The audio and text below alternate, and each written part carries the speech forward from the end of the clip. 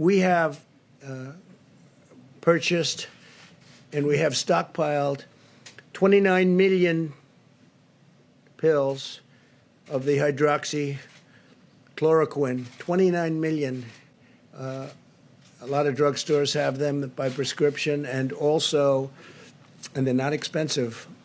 We're sending them to various labs, our military, we're sending them to the hospitals, we're sending them all over.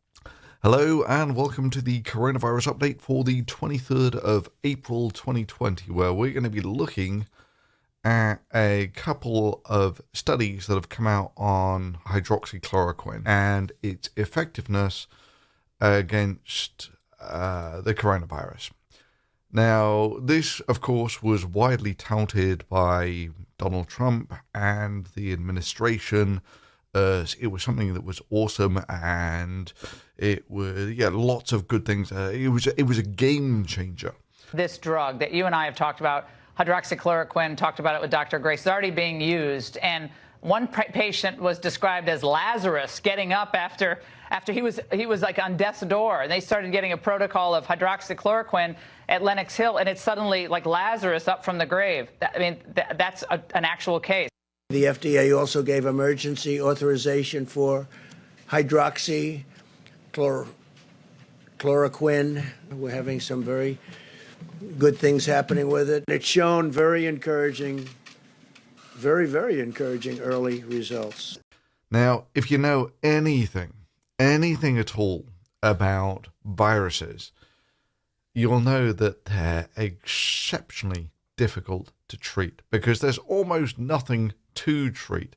You know, virus is like a little capsid with a bit of DNA, a bit of RNA in it, and it just generates more of itself. And in most of its replication is done using the stuff in your cells. So it's really hard to actually target a virus without sort of killing your cells. Now, to a degree, a lot of medications kind of do that. You know, they're sort of toxic to you, but they're disproportionately toxic to other things. You know, this is how insecticides and herbicides and all that sort of thing work. And indeed, antibiotics, they target specific things that are really, really toxic for the bacteria, not so toxic for you. But there is this sort of expectation that if you start taking significant amounts of drugs, that there is an expected burden that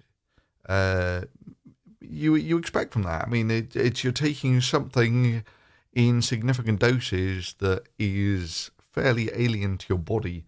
It's expected there are going to be health consequences. Basically, you kind of expect people who take drugs, if people are fine and they take drugs, you expect them to have a higher mortality. If things don't go as planned, it's not going to kill anybody. It will be wonderful. It'll be so beautiful. It'll be a gift from heaven if it works. Yeah, unless it's homeopathic. You know, then you can really play the what do you have to lose game. If some other person put it forward, they'd say, oh, let's go with it. You know, what do you have to lose?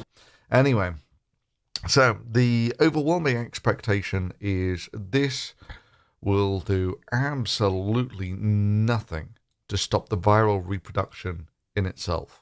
There's a lot of stuff floating around about the hydroxychloroquine. Very good. And the media seems to be almost rooting for it not to work. Because that's just so gargantuanly unlikely.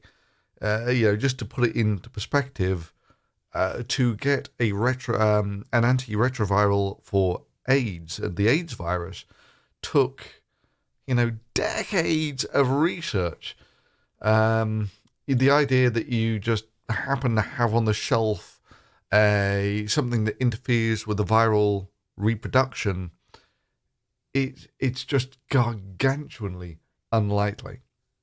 However, there are other ways in which a drug might be effective, and so what a virus is going to do is it's going to get into your cells, it's going to make them make lots more viruses, and those cells eventually die, and that all those dead cells can either overwhelm your body, or it can trigger an overreaction from your immune system, so cytosine storm type thing.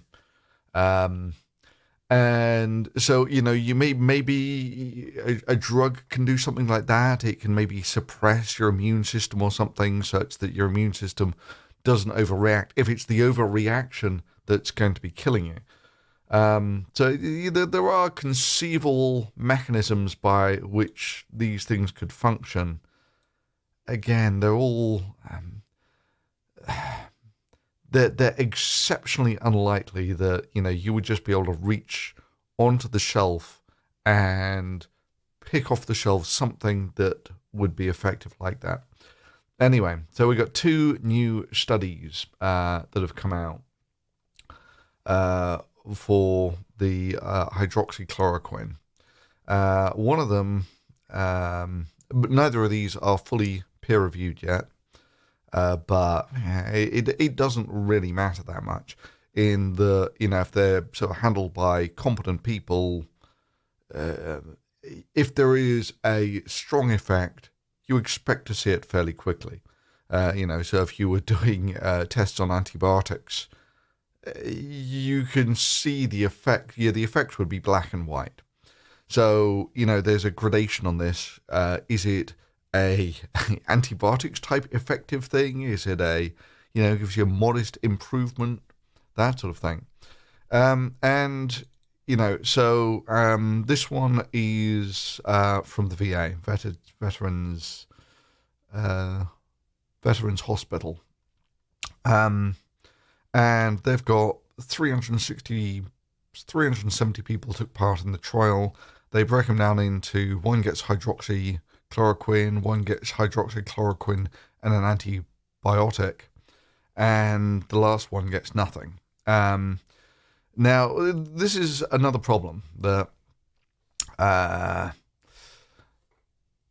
if the virus does have a mortality rate of 1%, you'll see in a second that these guys don't really, but that means that out of this sort of size group, if you would treat 370 people, you expect 367 of them just to get better. In my open, I put in a sound of the woman who was a Democrat from Detroit, a Michigan representative, who said, thank God for Donald Trump even mentioning this. And once I got on the hydroxy, I was fine.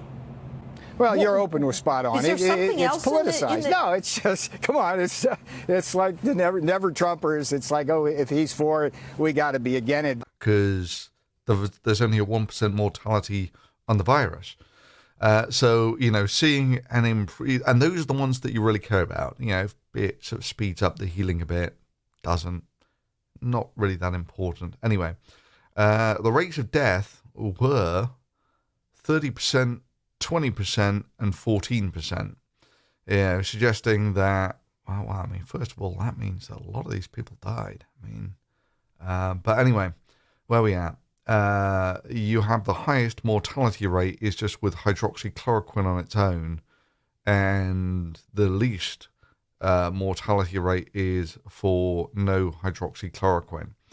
And so an association of increased overall mortality was identified in patients treated with hydroxychloroquine alone. These findings highlight the importance of awaiting the results of ongoing prospective randomized control studies before widespread adoption of these drugs. So, what have you got to lose? Things are happening. I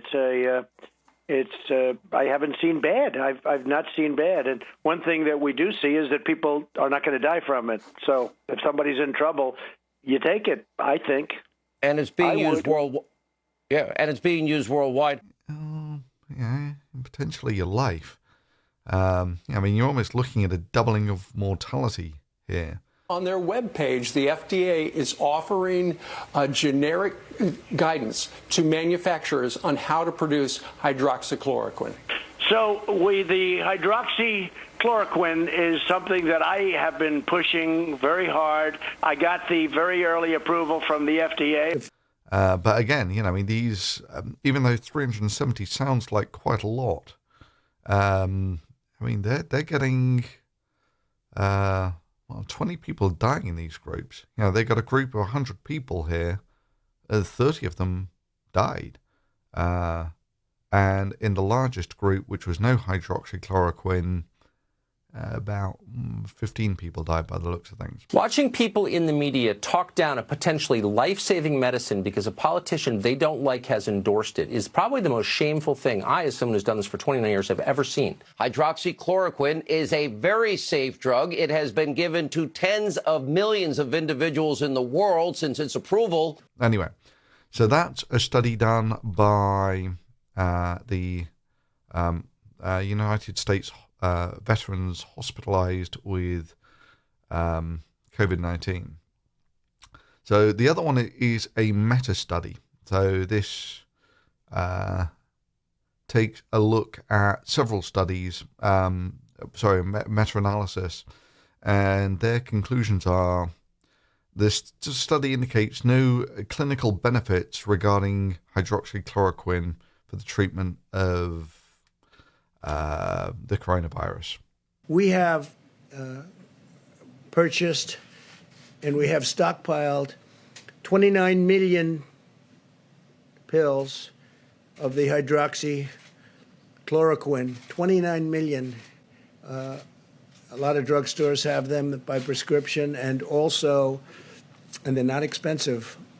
We're sending them to various labs, our military, we're sending them to the hospitals, we're sending them all over. However, further large trials might be more reliable. But either way, the bottom line is there is not a strong effect from hydroxychloroquine, which was always the expected result. And it's in many ways sad to see how this was played out, both on places like Fox News and by Donald Trump, because this isn't like homeopathy where it genuinely is, what do you have to lose? It's a sugar pill. It doesn't do anything. Here, taking drugs like this can increase your mortality.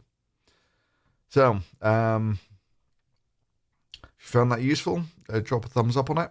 And there are Patreon links at the end if you want to support this channel. And see you next time. Thanks for watching.